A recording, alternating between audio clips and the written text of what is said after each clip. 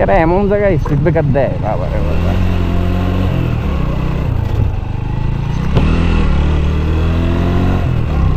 এই যে ওরা হাই দিব।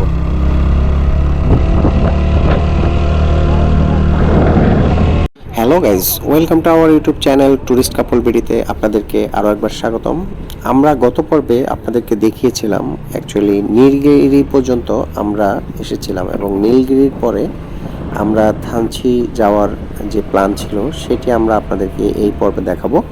তো এই পর্বে দেখতেই পাচ্ছেন যে আমরা অলরেডি নীলগিরি ক্রস করে আমরা অর্থাৎ চিম্বুক এবং নীলগিরি ক্রস করে আমরা এখন বান্দরবনের গহীনে রয়েছি, অর্থাৎ আমরা থানচির অনেকটাই কাছাকাছি রয়েছি এবং এইদিকে যতই আমরা যাচ্ছি বাইক নিয়ে ততই কিন্তু নিস্তব্ধ এবং পাহাড়ের যেই সৌন্দর্য সেটি কিন্তু আমরা চোখে পড়ার মতো আমরা দেখতে পাচ্ছি। চারিদিকে পাহাড় এবং গাছের অন্যরকম একটি রাস্তা এবং উপরে আকাশে মেঘ জমে আছে এবং এখানকার যেই আসলে ওয়েদার সেটি আসলে খুবই অন্যরকম, খুবই ভালো লাগার মতো।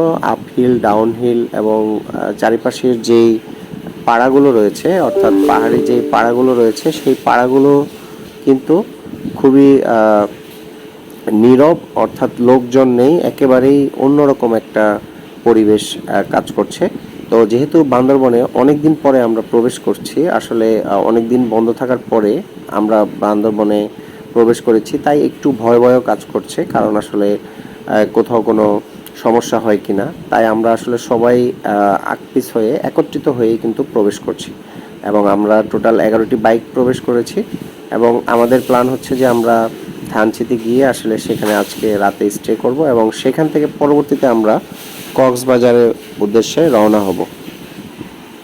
আসলে আমাদের থানচি থাকার প্ল্যান ছিল না, আমাদের আসলে বান্দরবনে হোটেল বুকিং করা ছিল, কিন্তু আমরা আসলে বান্দরবনে পরবর্তীতে যেহেতু ছুটির সময় অনেক পর্যটক এখানে প্রবেশ করেছে, যার কারণে আসলে আমাদের বান্দরবন শহরে থাকার আর মুড ছিল না। এই কারণে আমরা ডিসিশন নিই যে আমরা আসলে থানচিতে গিয়ে থাকবো, কারণ আমাদের আরেকটা টিম গতকালকে থানচিতে থেকেছিল, তাই তাদের কাছ থেকে ইনফরমেশন নিয়ে আমরা পরবর্তীতে ডিসিশন নেই যে আমরা আসলে থানচিতে গিয়ে থাকবো। আর পাহাড়ে থাকার অনুভূতি কিন্তু একটু অন্যরকম এবং পাহাড়ি পরিবেশে একটা কটেজ বা বাংলোতে থাকার কিন্তু অন্যরকম একটা ফিলিংস, কারণ এটি আসলে প্রকাশ করার মতো নয়, খুবই অন্যরকম একটা ভালো লাগা কাজ করে। কারণ পাহাড়ের একমাত্রই জায়গা যেটি হচ্ছে যে আসলে খুবই নির্জন এবং নেটওয়ার্কের বাইরে, অর্থাৎ বলা হয়ে থাকে যেমন নেটওয়ার্কের বাইরে, অর্থাৎ এখানে ইন্টারনেটও খুব একটা নেই বললেই চলে এবং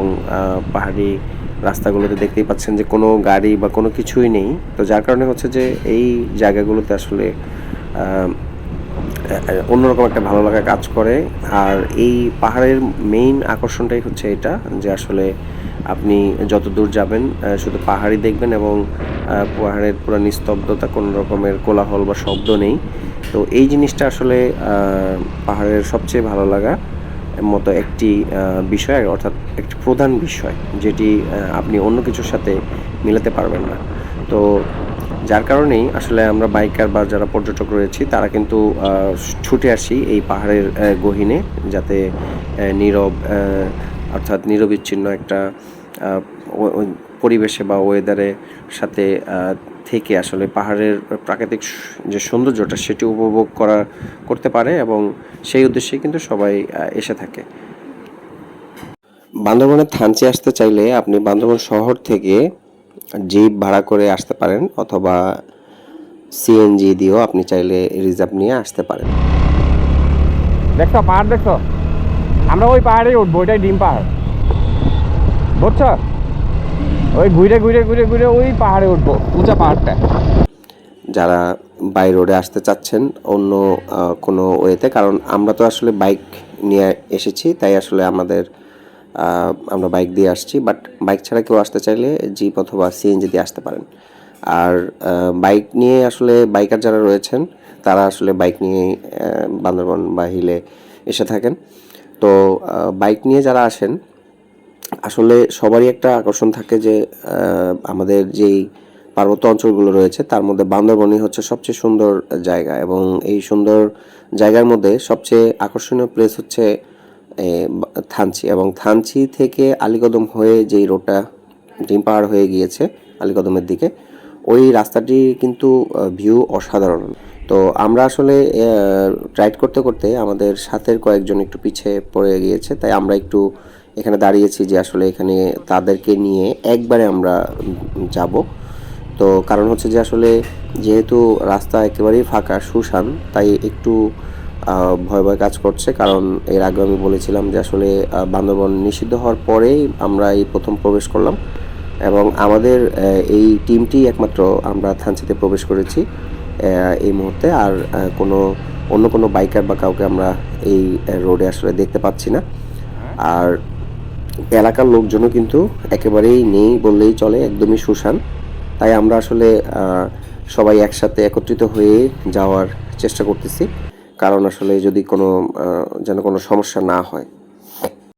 বান্দরবন থেকে থানচির দূরত্ব ৭৪ কিলোমিটার। তো এই রাস্তা কিন্তু পাহাড়ি রাস্তা, আসলে এই মোটামুটি কম নয়। পাহাড়ি রোডে আসলে আপনি খুব দ্রুত গতিতে যানবাহন চালিয়ে আসলে যাওয়া যায় না, তাই এখানে আস্তে ধীরে 30, 40, 50 হায়েস্ট আপনি ম্যাক্স 60 স্পিডে আপনি যেতে পারবেন। তো এই স্পিডেই কিন্তু হিল ট্রেকিংয়ে আসলে রাইড করতে হয়। এখানে আপনি 100 স্পিডে আসলে যাওয়া পসিবল নয়, কারণ রাস্তাগুলো আঁকাবাঁকা এবং খুবই সরু। তো এই রোডে আসলে বাইক রাইড করে যেটি ফিল পাওয়া যায় সেটি হচ্ছে যে কোনো গাড়ি এখানে না থাকার কারণে আসলে নিরিবিলি একদম এককভাবে আসলে রাস্তায় আধিপত্য করে বাইক রাইড করা যায়। এটি হচ্ছে সবচেয়ে আনন্দের এবং মজার, যার কারণে আসলে বান্দরবনে বাইকাররা সবাই ছুটে আসে এবং এই পাহাড়ের এই সুন্দর রাস্তা উপভোগ করে রাইড করে। তো এই রাস্তাগুলোর সব জায়গাতেই আনাচে কানাচে প্রতিটি মোড়েই কিন্তু বিপদ রয়েছে, সেজন্য সেফটি গিয়ার মেনটেন করে আসলে দেখে শুনে রাইড করতে হয়। তো একটু উল্টাপাল্টা হলেই কিন্তু একটা রিস্কি পজিশন থেকে যায়। তো আমাদের গ্রুপের টিম মেম্বাররা সবাই আমাকে এক এক করে পাস করছে।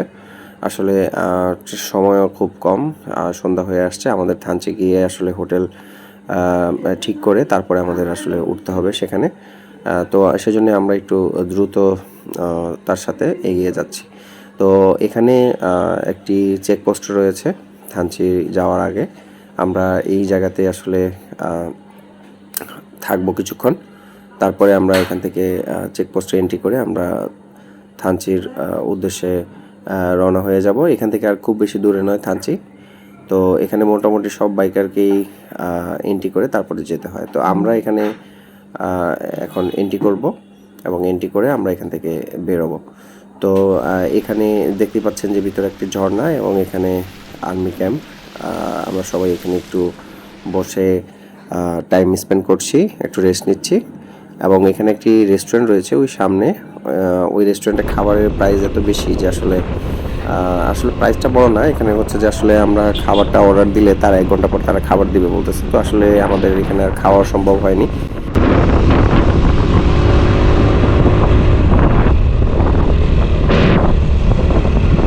এই ওয়েদারটা দেখছো কি সুন্দর, দেখছো এখনই এত বাতাস ঠান্ডা। আর যখন তুমি বৃষ্টির সময় এই জায়গা দিয়ে যাবা সেই, আরে না বৃষ্টিটা না, বৃষ্টির সময় সেই লাগে, সেই পাহাড় দেখো ওইদিকে। তো যথারীতি চেকপোস্টে এন্ট্রি শেষ করে আমরা সবাই আবার থানচির উদ্দেশ্যে রওনা হয়ে গেলাম। আসলে এই রোডে বাইক রাইড করে আপনি চারিপাশের যে সৌন্দর্য সেটি দেখতে দেখতে আসলে আমাদের রোড ছেড়ে যেতে ইচ্ছা করে না। আসলে প্রত্যেকটি জায়গাতেই খুব সুন্দর সুন্দর ভিউ দেখা যাচ্ছে। তো এখানে আসলে দাঁড়িয়ে কিছুক্ষণ এই সৌন্দর্য উপভোগ করা আমাদের জন্য খুবই জরুরি ছিল, কিন্তু আসলে আমরা সময় কমের কারণে আমরা আসলে যেহেতু সন্ধ্যা হয়ে আসছে তাই আমরা দ্রুত থানচি দিকে চলে যাচ্ছি। তবে আমরা যদি আরও সকাল সকাল এখানে আসতে পারতাম তাহলে কিন্তু আমরা এখানে আমরা বিভিন্ন জায়গায় থেমে আর পাহাড়ের সৌন্দর্য আরও উপভোগ করতে পারতাম। তো আপনারা যারা থানচিতে আসবেন অবশ্যই টাইম নিয়ে আসবেন, কারণ এখানে অনেক কিছু দেখার রয়েছে, অনেক সুন্দর সুন্দর প্লেস রয়েছে। আসলে সেগুলো রানিং অবস্থায় আসলে আপনি দেখে বুঝবেন না যে আসলে পাশে পাহাড়ের যে ভিউগুলা সেগুলো আসলে কীরকম টাইপের। তো এখানে আসলে অনেকগুলো স্পট রয়েছে। তো আমাদের আসলে প্রত্যেকটি জায়গাতেই দাঁড়াতে ইচ্ছা করে, কিন্তু আসলে সেরকম সময় নিয়ে আসলে দাঁড়ানোটা আসলে পসিবল হচ্ছে না, তাই আমরা চলে যাচ্ছি। তো আমরা আর বেশিক্ষণ নেই, আসলে আমরা থানচির খুব কাছাকাছি রয়েছি। থানচি যে বাজার, সে বাজারের খুব কাছাকাছি রয়েছে। আমরা কিছুক্ষণের মধ্যেই থানচি বাজারে পৌঁছে যাব এবং সেখানে আমরা আমাদের যে রিসর্ট রয়েছে সেখানে গিয়ে আমরা চেষ্টা করব থাকার জন্য আজকে রাতে। কিন্তু আসলে থাকতে পারবো কিনা তা শিওর না, কারণ আসলে যেহেতু থানচিতে কোনো পর্যটক নেই, তাই আসলে আমরা এখনও কনফার্ম হতে পারছি না যে আসলে আমরা গিয়ে সেখানে থাকতে পারবো কিনা। তো যাওয়ার পরে আসলে বোঝা যাবে যে আসলে পরিস্থিতি কীরকম বা কী অবস্থা।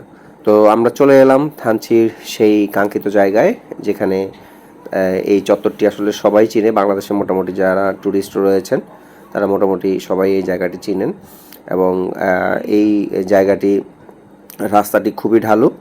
দুই পাশে এই আমার সামনে যে রোডটি রয়েছে এই রাস্তাটি গিয়েছে হচ্ছে আলীকদম ডিম পাহাড়ের দিকে, আর বামে শুরুতে যেই রোডটি দেখতে পাচ্ছিলেন সেই রাস্তাটি গিয়েছে হচ্ছে থানচি বাজারের দিকে। সামনে একটা ব্রিজ রয়েছে, তো আমরা সেদিকেই যাব। এখানে একটু দাঁড়ালাম, আসলে সবাই মিলে একটু ডিসিশন নিব যে কোন রিসোর্টে যাব সেজন্য।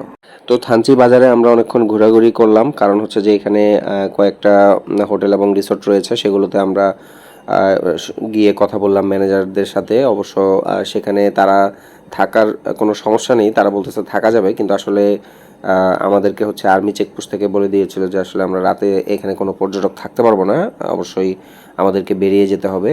তো সেই কারণে আসলে আমরা সবাই রিস্ক আর নিলাম না যে আমরা আসলে থাকবো। আমরা প্ল্যান করলাম যে আসলে আমরা যদি থাকি পরবর্তীতে আমাদের আলীকদম চেকপোস্টে হয়তো বা কোনো ধরনের সমস্যা হতে পারে।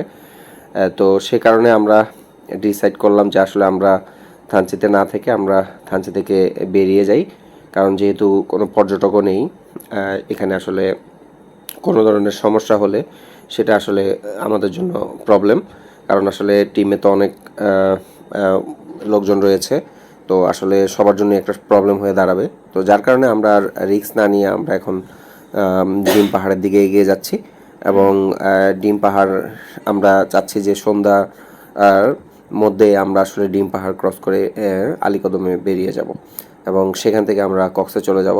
কিন্তু এটা আমাদের জন্য একটা চ্যালেঞ্জ হয়ে গিয়েছে, কারণ আসলে অনেক পথ, অনেকটুকু রাস্তা এখানে আসলে, কারণ আমরা সেই রাঙামাটি থেকে রাইড করে এসেছি। আসলে আমাদের উদ্দেশ্য ছিল যে আমরা থানচিতে এক রাত থেকে রেস্ট করে এখান থেকে আমরা তারপরে আমরা মুভ করব অর্থাৎ।